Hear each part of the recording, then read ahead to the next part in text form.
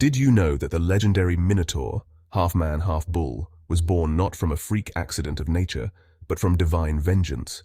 A punishment so twisted, so poetic, it reveals just how merciless the gods of ancient Greece could be when their pride was challenged. Welcome back to Legends Reimagined.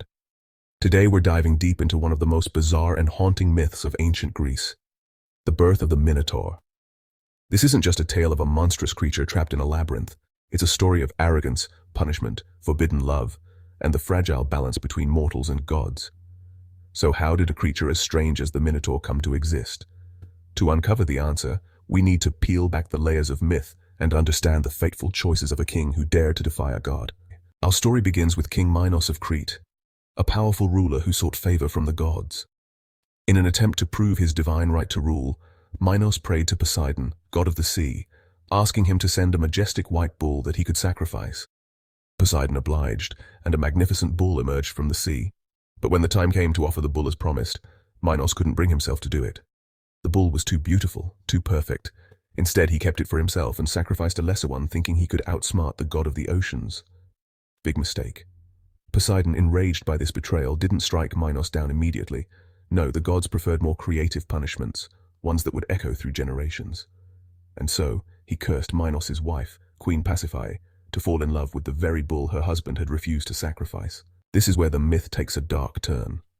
Under the influence of Poseidon's curse, Pasiphae's obsession with the bull grew uncontrollable. Desperate to fulfill her unnatural desire, she turned to Daedalus, the legendary inventor, for help. Daedalus, though reluctant, crafted a wooden cow that Pasiphae could climb into, allowing her to consummate her love for the bull. The result? The birth of the Minotaur, a creature with the body of a man and the head of a bull, a living symbol of Minos' defiance and Poseidon's wrath.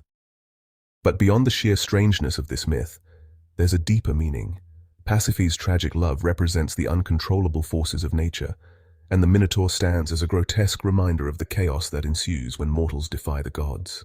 As the Minotaur grew, so did the problem it posed.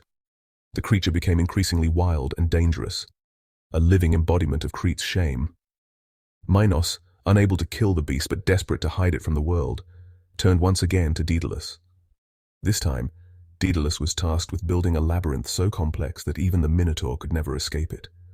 The labyrinth wasn't just a prison, it was a monument to Minos' failure, a twisting maze that symbolized the tangled web of pride, defiance, and divine punishment. But hiding the Minotaur wasn't enough. To appease the creature, Minos began demanding a gruesome tribute from Athens, 7 young men and 7 young women to be sent to Crete every 9 years as sacrifices to the beast. This tribute transformed the Minotaur into a figure of terror, a monster that fed on human lives, while Crete itself became a kingdom haunted by guilt and fear. At its core, the story of the Minotaur is more than just a myth about a terrifying creature. It's a cautionary tale about hubris. Minos' refusal to honor his promise to Poseidon set off a chain of events that led to suffering, loss, and ruin. It's a reminder that in Greek mythology, the gods didn't tolerate arrogance, and those who thought they could outwit the divine often paid a steep price. Even Pasiphae's tragic role in the story underscores the theme of inevitability. She wasn't to blame for her unnatural love, it was a curse placed upon her. Yet her suffering became part of the gods' cruel retribution. And the Minotaur? He was born into a world that feared and despised him, a creature who never asked to exist but became a living reminder of human folly and divine wrath. So what do you think of the myth of the Minotaur? Is it a tale of punishment, or is there more to it? A story about love, loss, and the delicate balance between humanity and the divine? Let me know your thoughts in the comments below. And if you enjoyed this deep dive into one of Greek mythology's strangest legends, don't forget to like, subscribe, and hit that bell icon so you don't miss the next episode of Legends Reimagined. Until next time, keep exploring the shadows of history, mythology, and legend.